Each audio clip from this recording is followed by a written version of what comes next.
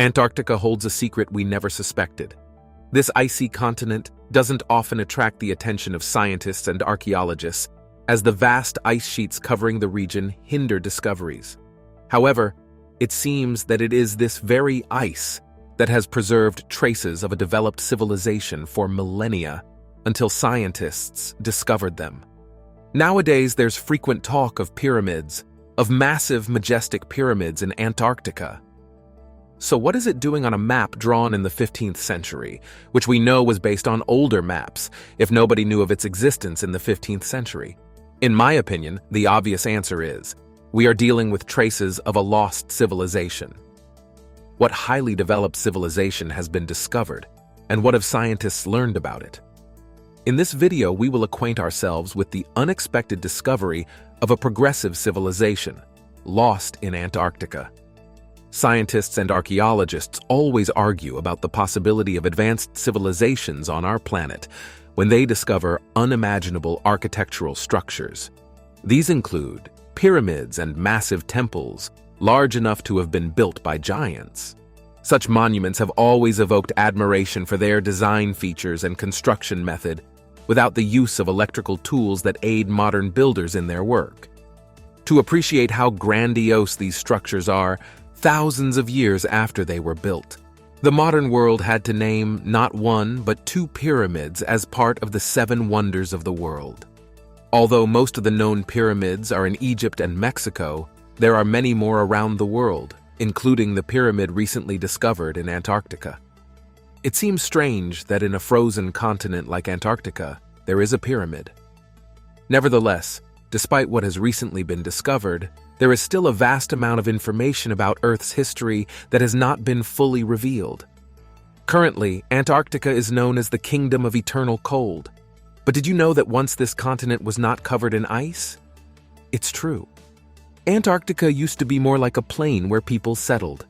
An unexpected ice age came, as a result of which the continent froze for millions of years.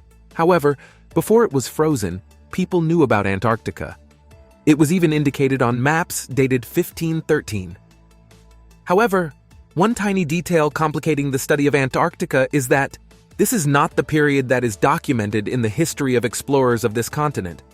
Perhaps this is how the ancient civilization of Antarctica hid from the world? According to researchers, Antarctica was first spotted in January 1820.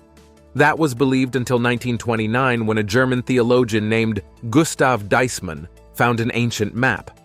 Gustav was working in the library of the Topkapi Palace in Istanbul when he discovered a gazelle skin parchment among a pile of abandoned items. This parchment turned out to be a map from 1513, created by a Turkish cartographer named Haji Muhyiddin Piri ibn Haji Mehmed, also known as Piri Reis. This man served in the Turkish Navy, where he was an Ottoman admiral, but he was also interested in cartography. Although only a third of the map has survived to the present day, it has been thoroughly investigated because the Piri Reis map depicts the western coastlines of North Africa, Brazil, and Europe with impeccable accuracy. Moreover, the map also depicts several Atlantic islands, such as the Canary and Azores Islands, as well as the mythical island of Antillia and, perhaps, Japan. However, the most surprising thing is not even that. The mystery is how a continent said to be discovered in January 1820 was depicted on a map dating back to 1513. According to historical data, Antarctica was discovered in the last week of January by Fadi Fadevich Bellinghausen, who claimed to have seen an extraordinarily high ice shore while on the first Russian Antarctic expedition. Prior to the continent's discovery, there were rumors about the existence of a secret city in the Antarctic region. However, not everyone paid attention to this. But conspiracy theorists never backed down from their findings. They were even backed by scientists who noted that the icy continent of Antarctica houses the legendary lost city of Atlantis. Another scientific version was also considered by scientists, after which they proposed a theory called Earth's crust displacement. This scientific theory proves that the 1513 map attests to the existence of an ice-free Antarctica at a certain point in time. The scientists even went a step further and claimed that not only was Antarctica not covered with ice, but it was home to an ancient civilization. According to this theory, movements in the Earth's crust indicate that 12,000 years ago, vast areas of Antarctica were free of ice and humans could have lived there. This theory, along with the Piri Reis map, explains how society could have existed in prehistoric times before the end of the last ice age, which froze the continent. Thus, the city of Atlantis, known as the mythical city founded by those who were half god, half man, could have been located here. The city of Atlantis was first mentioned by the Greek philosopher Plato in 360 BC. If Plato spoke of it, what are the chances that it is a lie? After all, the Piri Reis map confirms this. And it's not just that we're building our viewpoint based on an accurate map dating back to 1513. Even the National Aeronautics and Space Administration confirms the presence of signs of an advanced civilization in Antarctica. These are traces of human settlement found under the Antarctic ice, made using remote sensing as part of NASA's Operation Icebridge mission. And now, in addition to NASA's discovery, a pyramid protruding from the ice has been discovered in Google Earth images. And this has become evidence that humanity once lived in this area and even constructed a man-made structure here. Scientists believe that the US government already knew about this discovery and tried to hide it from the public. Archaeologist Jonathan Gray asserts that the US government is trying to stop the broadcast of the video because it shows large-scale excavations taking place 3 kilometers beneath the ice. But although these discoveries and theories about the pyramid in Antarctica have spread all over the internet, not everyone has believed in this story. While some people kept proving their theory that an ancient civilization was responsible for creating the pyramid, some even admitted the possibility that aliens were involved in these constructions, because how else could such a huge structure have been built? However, there is a simpler explanation, according to which this pyramid-like structure has a much more mundane reason. Using Occam's razor principle, some scientists suggest that the pyramid's steep edges likely resulted from erosion over hundreds of millions of years. "It's just a mountain that looks like a pyramid," said Eric Rigneau, professor of Earth System Science at the University of California. "The pyramid shape isn't something impossible. Several peaks partially resemble pyramids, but they only have 1 or 2 such faces, rarely 4. The Pyramid Mountain is one of the major peaks that make up the Ellsworth Mountains in Antarctica. It was discovered by American aviator Lincoln Ellsworth, as reported in a scientific article published by the U.S. Geological Survey in 2007. Specifically, this mountain is located in the southern part of the Ellsworth Mountains, in an area called the Heritage Range. This region is known for its unique fossils, including Cambrian period trilobite fossils that lived more than 500 million years ago. Although the mountain is not that high by Earth standards, being just under 1/5 the height of Denali, the tallest mountain in North America, its unusual pyramidal shape is one of a kind. Maury Pelto, a professor of ecology at Nichols College in Dudley, Massachusetts, confirmed this in his statement. Pelto also stated that the cause of the mountain's pyramidal shape may be erosion caused by freezing and thawing. This happens when snow or water fill the cracks in the mountain during the day. When night falls and the temperature starts to drop, the snow freezes and expands, turning into ice. The expanding ice leads to the formation of cracks, says Pelto. This freeze-thaw erosion occurs countless times, leading to larger cracks, which can eventually lead to the detachment of large chunks of rock. According to him, these same factors probably shaped other pyramidal mountains, including the Matterhorn in the Alps. It turns out that 3 of the 4 sides underwent erosion at approximately the same rate. This suggests that, since everything turned out so evenly, the type of rock is quite homogeneous, says Pelto. In other words, the unnamed mountain is likely a single layer of rock. It's not a very large mountain, so it's not so surprising. However, the mountain's eastern ridge is undeniably unlike the others. Instead of sloping down, like the other ridges, this 4th side extends to the east, rising to an even higher terrain. Erosion was probably not as even as on the eastern side, said Pelto.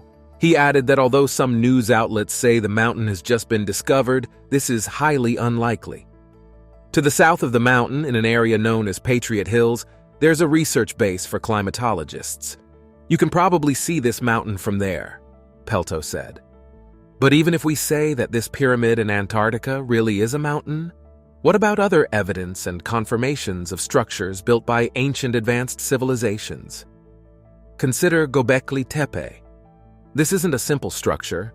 Built 6,000 years before Stonehenge, it was spotted in Turkey. This impressive complex, 11,500 years old, is the earliest known temple in human history.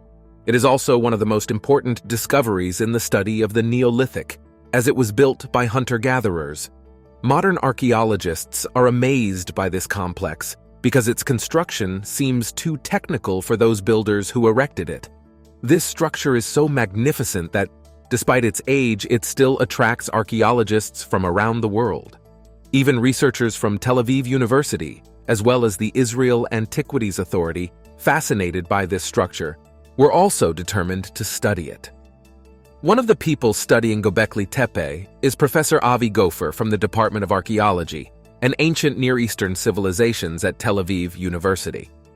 Professor Avi Gopher assessed the uniqueness of this structure, stating the following: Göbekli Tepe is an archaeological wonder. It was built by Neolithic communities 11,000 years ago. Here you can see huge circular stone structures and monumental stone pillars up to 5.5 meters tall. Since no evidence of agriculture or animal domestication was found at that time, it is believed that this place was built by hunter-gatherers. However, its architectural complexity is quite unusual for them, he concluded.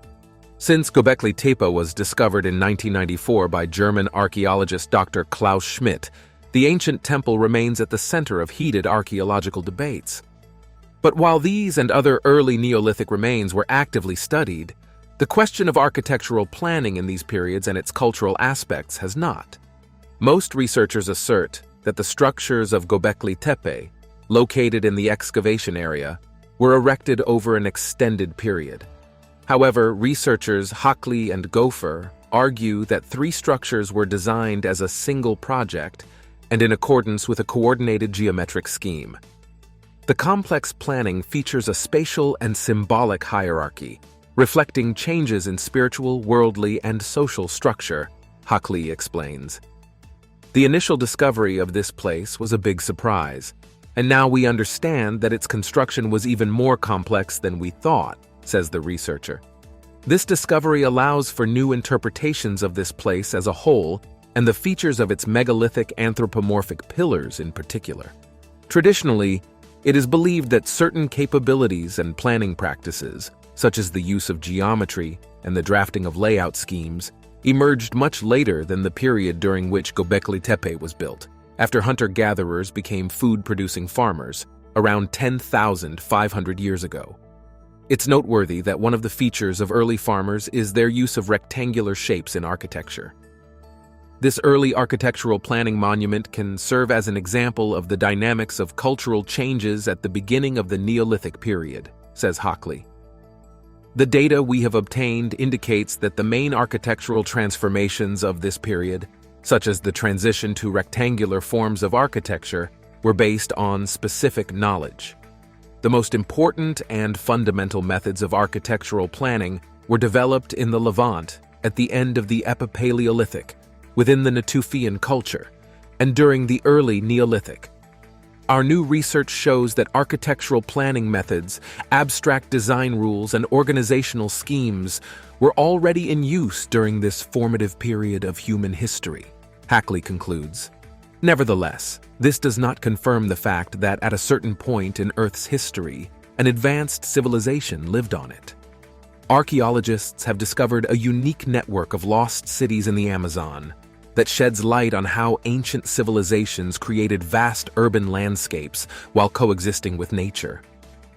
The researchers used LiDAR, a light detection and ranging technology, to scan the entire tropical forest cover. They also explored sites found in the savanna forest in southwestern Amazonia. In the Llanos de Moxos forest in Bolivia, they found a multitude of entangled settlements that had been hidden under a dense canopy of trees for centuries. The The findings also revealed more secrets about the cities built by the Kasarabe communities between 500 and 1400 AD. Heiko Prima, an archaeologist and co-author of the study from the German Archaeological Institute, noted that the complexity of these settlements is mind-boggling.